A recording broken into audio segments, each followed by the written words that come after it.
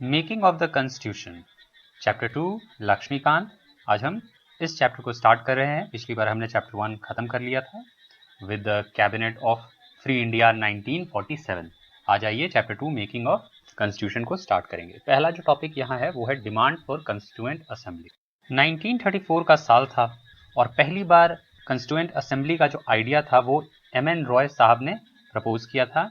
बात करें अगर हम एम.एन. रॉय की, तो एम.एन. रॉय एक पायनियर माने जाते हैं कम्युनिस्ट मूवमेंट के लिए भारत में। भारत के अंदर जो कम्युनिस्ट मूवमेंट है उसके काफ़ी माने हुए व्यक्ति हैं, काफ़ी जाने माने व्यक्ति के तौर पे एम.एन. रॉय साहब को देखा जाता है। तो उन्होंने ही पहली बार 1934 में भारत में कॉन्स्टिट्यूएंट असेंबली का प्रपोजल रखा। भारत में कॉन्स्टिट्यूएंट असेंबली का एक आइडिया रखा कि भारत का अपना कॉन्स्टिट्यूएंट असेंबली होना चाहिए। उसके बाद 1935 में उस समय की जो सबसे मेजर पार्टी थी इंडिया में, इंडियन नेशनल कांग्रेस, इसने डिमांड किया भारतीय कॉन्स्टिट्यूएंट असेंबली का।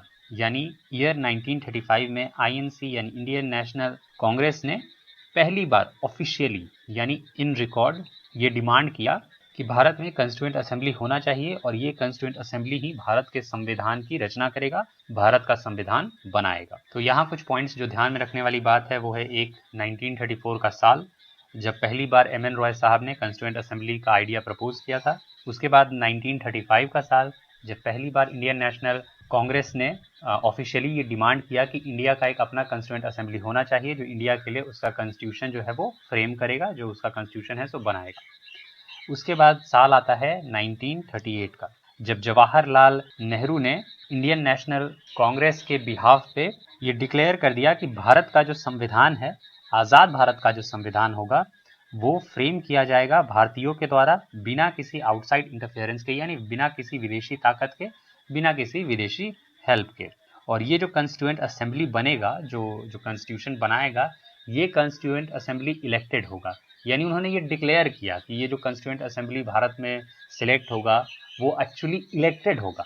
वो लोग अपने वोटिंग राइट का उपयोग करते हुए इस कॉन्स्टिट्यूएंट असेंबली को इलेक्ट करेंगे और फिर ये कॉन्स्टिट्यूएंट असेंबली ही भारत के संविधान की रचना करेगा, भारत के लिए जो फ्री इंडिया का जो संविधान है वो इसको बनाएगा। तो ऐसा 1938 में जवाहरलाल नेहरू ने डिक्लेयर कर दिया on behalf of Indian national Congress.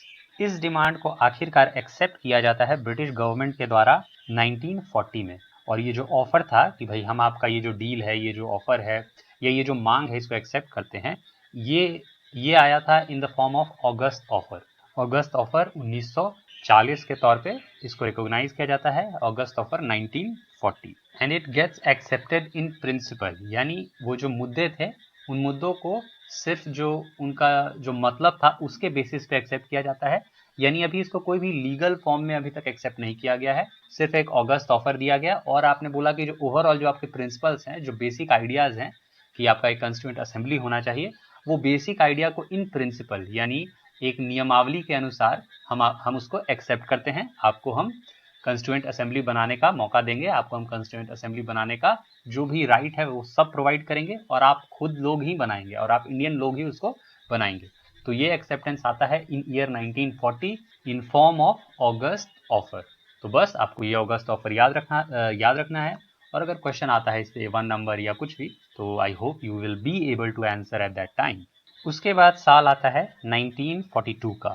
एक व्यक्ति हैं स्टैफोर्ड क्रिप्स, अंग्रेज लोग इनके आगे सर भी लगा दिया करते हैं रिस्पेक्ट के तौर पे। हमें बस स्टैफोर्ड क्रिप्स याद रखना है कि 1942 में स्टैफोर्ड क्रिप्स नाम के एक व्यक्ति जो कि ब्रिटिश कैबिनेट के मेंबर थे, वो भारत आते हैं और भारत आते हैं एक प्रपोजल के साथ, ब्रिटिश गवर्नमेंट का एक प्रपोजल कि हम आपको जो इंडिपेंडेंट इंडिया का कॉन्स्टिट्यूशन है वो अडॉप्ट करने देंगे, उसको बनाने देंगे, पर वर्ल्ड वॉर 2 के बाद।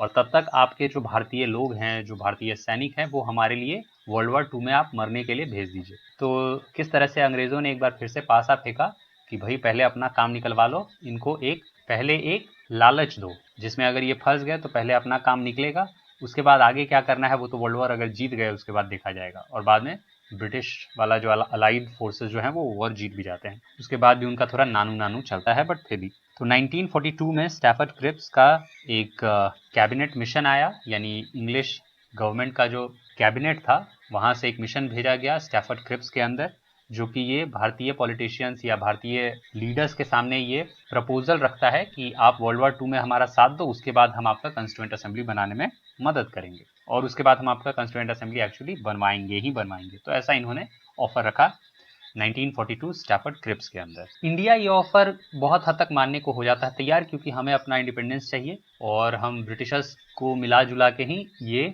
पा सकते थे, ये हम ले सकते थे।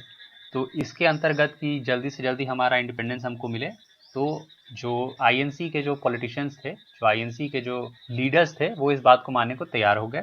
पर मुस्लिम लीग ने क्रिप्स मिशन को मना कर दिया, क्रिप्स मिशन से बैकआउट कर दिया, बोला हमें डिवाइडेड इंडिया चाहिए, एक इंडिया नहीं, डिवाइडेड इंडिया। जो डिवाइडेड पार्ट होगा वो एक मुस्लिमों के लिए खास तौर पे होगा।